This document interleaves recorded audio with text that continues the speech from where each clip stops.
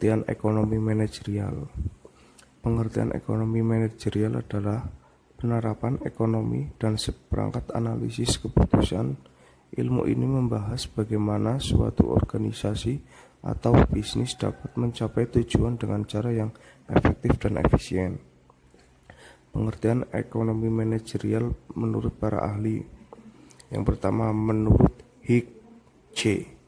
2003. Ekonomi manajerial adalah penerapan teori ekonomi sebagai metode untuk pengambilan keputusan manajerial dan administrasi. Yang kedua, menurut Dominic Salvatore tahun 1996. Ekonomi manajerial adalah pengetahuan atau wawasan yang menunjukkan atau keberadaan teori ekonomi dan analisis pengembalian keputusan berdasarkan teori ekonomi untuk memeriksa bagaimana bisnis dapat mencapai tujuan secara efisien. Menurut Cat, yaitu tahun 2000, ekonomi manajerial adalah ilmu dan seni tentang bagaimana mengatur dan mengalokasikan sumber daya perusahaan terbatas untuk mencapai tujuan yang telah ditentukan. Yaitu sederhananya dari semua yang tadi sudah dijelaskan menurut para ahli, ekonomi manajerial bermaksud untuk mengembangkan ekonomi langkah-langkah pengembalian keputusan. Oke, kita akan ke pembahasan selanjutnya, yaitu adalah konsep. Konsep dari ekonomi manajerial dalam pembuatan keputusan manajemen dapat kita lihat melalui bagian berikut ini, di mana di dalam bagian tersebut terdapat beberapa poin, yaitu yang pertama ada masalah manajemen keputusan. Yang kedua ada teori ekonomi, lalu ilmu pengambilan keputusan, ekonomi manajerial, dan solusi optimal. Dari bagian tersebut dapat kita lihat bahwa ekonomi manajerial itu merupakan penerapan teori ekonomi dan metodologi ilmu pengambilan keputusan untuk memecahkan masalah pengambilan keputusan. Atau dengan kata lain, ekonomi manajerial bertujuan melahirkan solusi optimal untuk memecahkan masalah manajemen keputusan. Nah, biasanya masalah ini berasal dari faktor internal maupun faktor eksternal perusahaan. Oke, kita lanjut ke pembahasan selanjutnya, yaitu ruang lingkup ekonomi manajerial. Yang pertama ada ilmu administrasi bisnis. Nah, ilmu administrasi dalam bisnis ini menjadi latar belakang teoritis untuk pengambilan keputusan termasuk keuangan, akuntansi, manajemen sumber daya manusia, dan pemasaran dan manajemen produksi. Nah, lalu apa sih hubungan antara ekonomi manajerial dengan administrasi bisnis itu? Jadi, hubungan antara ekonomi manajerial dengan administrasi bisnis ini dapat dibedakan menjadi dua kategori. Yang pertama adalah ekonomi manajerial sebagai tool course atau mata kuliah alat yang mencangkup teori, metode-metode, dan teknik-teknik analisis ekonomis yang digunakan dalam cabang-cabang fungsional. Nah, yang kedua, ekonomi manajerial sebagai integrating course atau mata kuliah pemandu yang menggabungkan berbagai cabang fungsional dan tidak hanya sebatas interaksi antar cabang, namun juga bagaimana perusahaan berinteraksi dengan lingkungan perusahaan.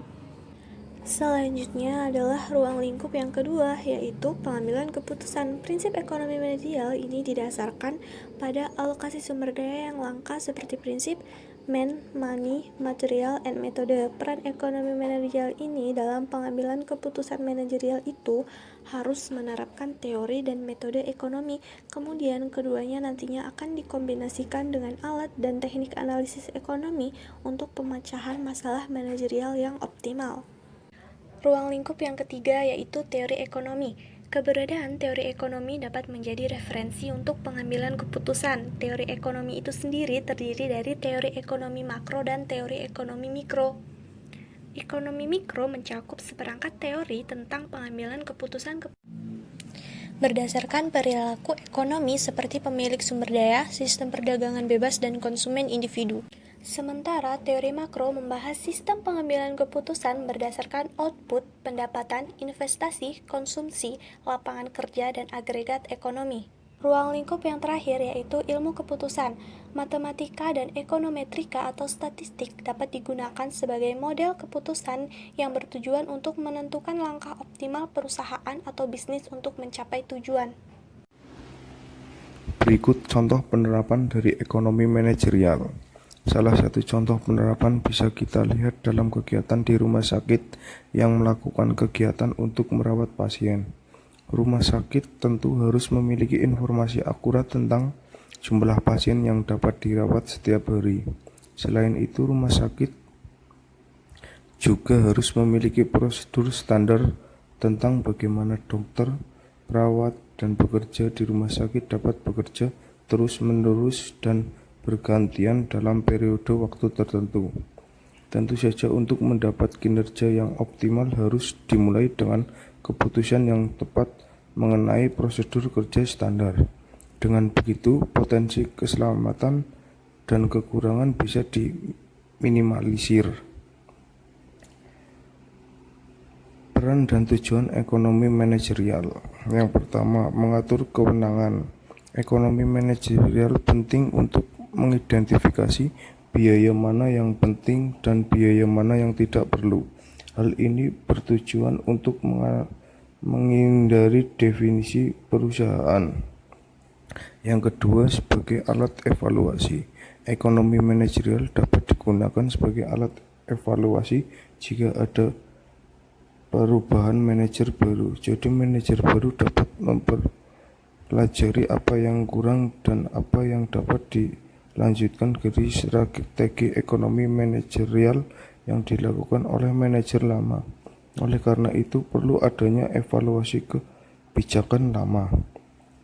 Membantu manajer menyelesaikan masalah. Ekonomi manajerial sangat membantu sebagai analisis dalam membuat keputusan yang dibuat oleh manajer. Yang keempat, dari ekonomi manajerial kita dapat menganalisis lingkungan industri dan perusahaan ekonomi. Theory of the firm atau teori perusahaan. Perusahaan adalah suatu organisasi yang menggabungkan dan mengalokasikan serta mengorganisasikan berbagai macam sumber daya untuk nantinya diolah atau diproses menjadi produk yang kemudian dipasarkan. Bentuk perusahaan itu sendiri bisa berupa perseorangan, persekutuan, dan korporasi. Di dalam perusahaan terdapat sebuah nilai perusahaan. Apa sih yang dimaksud dengan nilai perusahaan? Jadi, nilai perusahaan adalah nilai sekarang atau present value dari aliran kas suatu perusahaan yang diharapkan diterima di masa yang akan datang.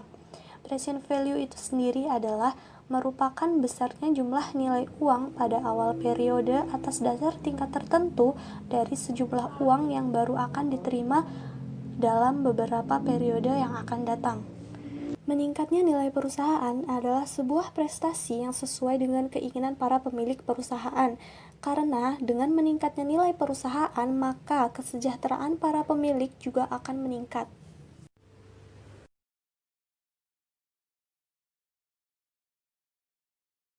Ekonomi manajerial merupakan wawasan gabungan antara teori ekonomi dan pengambilan keputusan yang dapat digunakan untuk analisis pengambilan keputusan yang menguntungkan bagi perusahaan.